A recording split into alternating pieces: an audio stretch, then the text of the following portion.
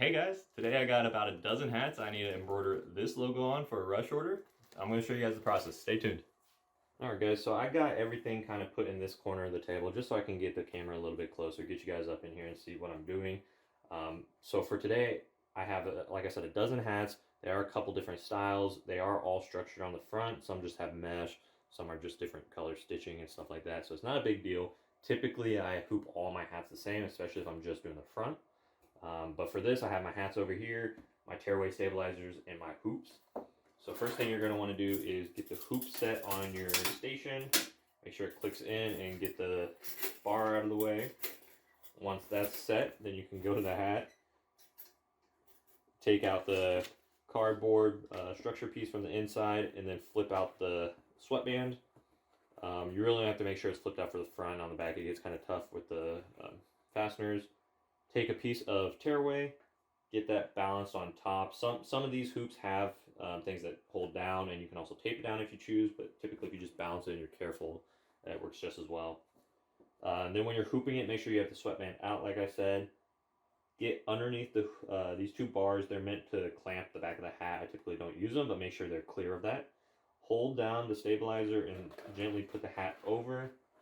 And once you get it in place and secure, I use one of my hands to hold it in that position while I tighten up the side with the band. I get the band up and over all that, and then get it pressed in between the seam where the bill of the hat and the top of the hat meet.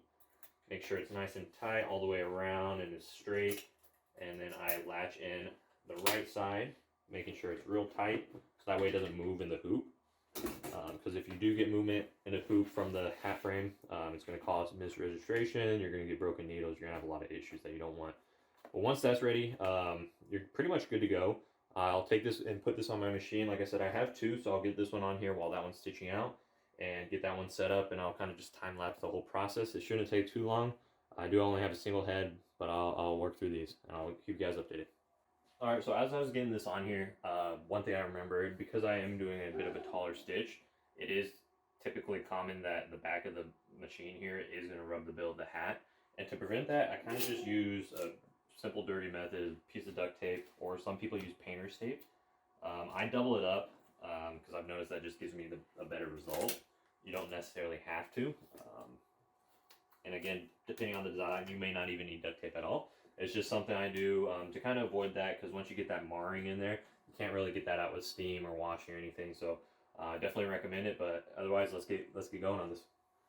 Alright, so we just finished this up. I think it's a pretty clean stitch out. Again, when you're doing stuff like this, you do have to make sure it's digitized for a hat. So that means you're working from the bottom up, or the machine is set to sew bottom up and then center out. So that way it minimizes creasing in the middle. It was a bit of a distressed design. That's why it has these like excess stitchings and stuff like that. Overall, I'm pretty happy with it. It doesn't really matter what I think though. I'm going to send a picture to my customer, make sure the customer's happy, and then I'll get the rest of these done and keep you guys updated. See ya.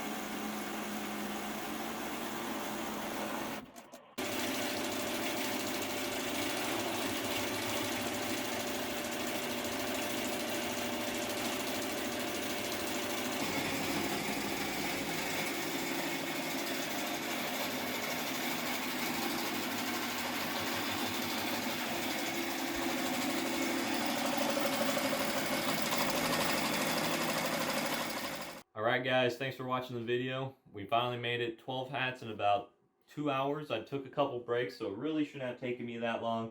But ultimately, we made the hats. Our customer is going to be happy with them. I sent them pictures. They're thrilled. We're going to get them to them quick. And I'm going to have to go deliver these at the end of the day. I appreciate you for watching this, and I hope you learned something. If not, I hope you're at least entertained. Thanks for watching the video. Take care.